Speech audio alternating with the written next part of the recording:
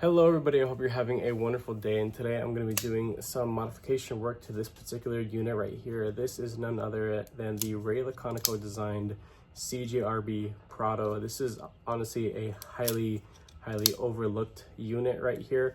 If you guys are longtime viewers of the channel, you know that I'm not the biggest fan of crossbar lock knives, but the execution from CJRB in this particular form, it just works. It just really clicks for me, and it's very enjoyable to use. I've gone as far as putting skiff bearings in here as well as thick washers. I highly advocate for thick washers because it absolutely transforms the feel of most knives and makes them a lot more durable, more robust feeling. You can go a longer time without having to clean out and do maintenance.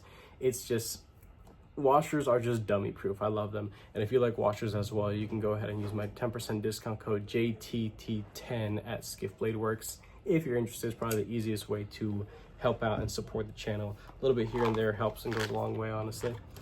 So tools I'm going to be using are my Dremel right here. This is the 4300 series or model.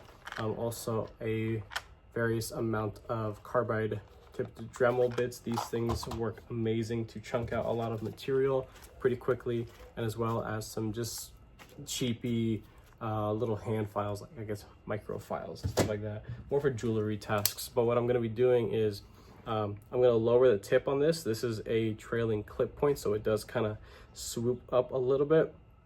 I want to bring that tip down a little bit. It's just a preference, that's it. Not to say that that's how it should have come. I'm not the designer, of course. Ray Laconico does a lot of swoopy, higher tip designs, but he also does a lot of lower tip things. I love the overall design, and I guess the overall package. I definitely enjoy it. I just want to be able to have a slightly lower tip. So I'm going to bring this down, and then I'm going to put a rock texture on the spine. I'm going to enhance the jimping from the factory, just make them a little bit deeper. And I'm also going to push the sharpening choil back just a little bit, do my typical acid stone washing, some light hand sanding to lighten it up a little bit, make it look like it was like really beat to shit, because that's the that's the look that I definitely enjoy. But yeah, so I'm gonna do this, and there are better tools, absolutely, for this type of task. It could be easily achieved with a grinder, like a wheel grinder, or even some belt sanders. I just don't have that available to me at the moment, so I have this, this thing, and let's just see how far I get with it. It should be fun. Pro broke tip. If you clean your goggles, you won't have to buy new goggles, every other week. So there's that. So eye protection, of course. Well, actually, we'll put mask first. This process is such a mess. Like shavings and like flakes go everywhere. Realistically, a long sleeve is probably a good idea because it gets all over you. And if you got like a fresh haircut or something like that, and you have coarse, thick hair, then it becomes like really itchy. It's like that times 10 because it's sharp little pieces of metal. So let's have just a shred of common sense. Wrap up the blade. Later on we're going to be handling it. Go ahead and start chunking out some material here. Hopefully you guys can see.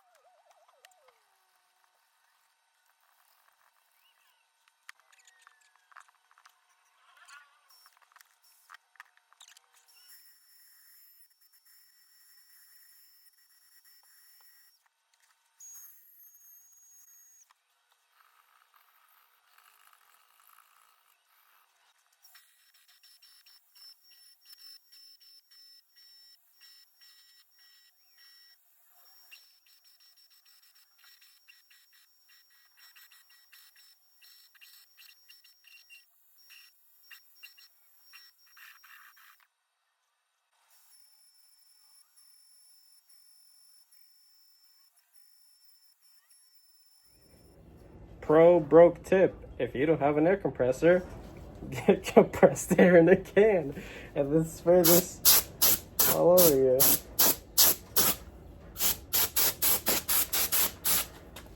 all over my chair.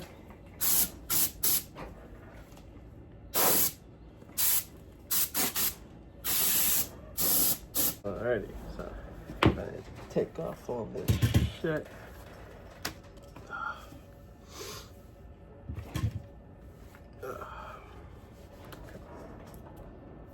So, I burnt the tip on this. Never done that before, but it's just a surface finish thing. It's just heat and oxidation at a certain temperature. So, emphasize the jimping there, nice, and at least double the aggression, which is better than, you know, what it was before. And then of course the tip has been brought down, not super significantly, and then the spine has been rocked texture, as you can see there. I think it came out pretty good. I'm happy with that. And then of course a giant freaking sharpening choil, allowing me to just, you know, sharpen a little bit with a little carelessly, I suppose is the best way to say it. So that is it. At this point, I am going to take some nail polish, cover the major contact points so the acid doesn't eat away at it.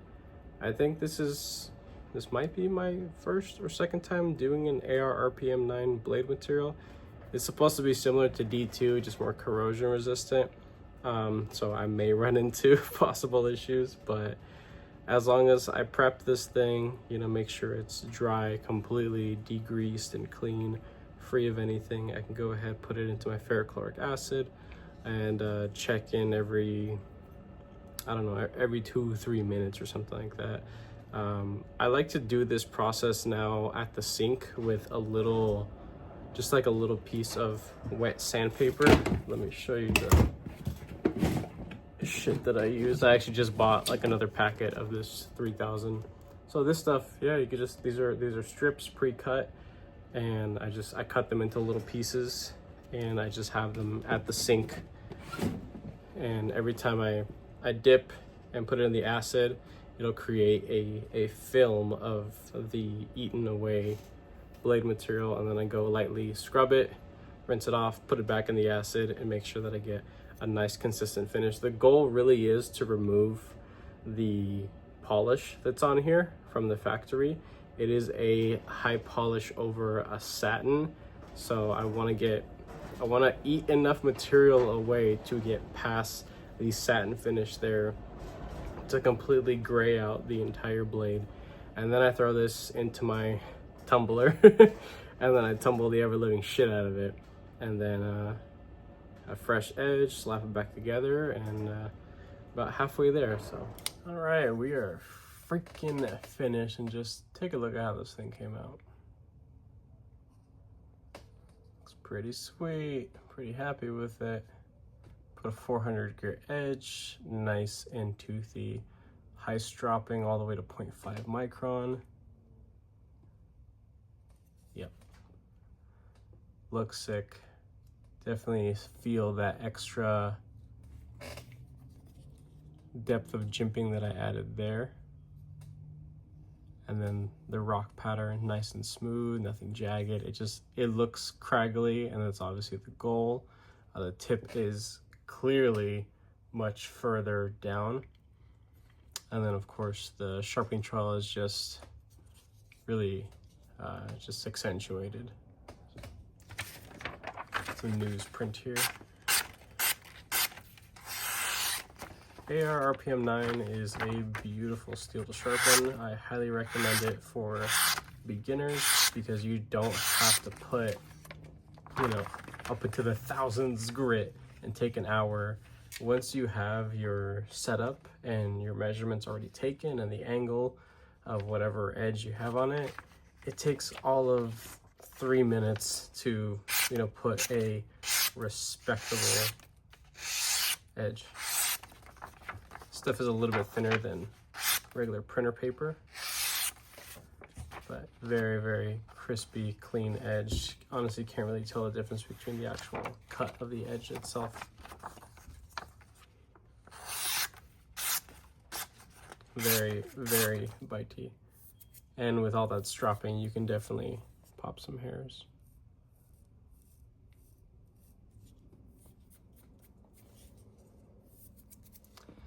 So that is it. Hopefully this was entertaining or educational to whoever watched to the end. If you did watch to the end and you like how this thing came out, again, just let me know what you think about it. Was this the Prado that should have been with a lower tip? Possibly. That's just kind of my opinion. That was really my only gripe with it, but this is, I mean, it's damn near a perfect knife. Plenty of blade length here, very neutral open handle. You can swap the pocket clip so everybody gets to enjoy it. T8 body screws as well as the pivot, high tension omega springs. It's got everything. It really has damn near everything. This is almost a perfect knife, and it's even now that much better for me and for my collection, of course. So with that being said, hope you have a wonderful rest of your day.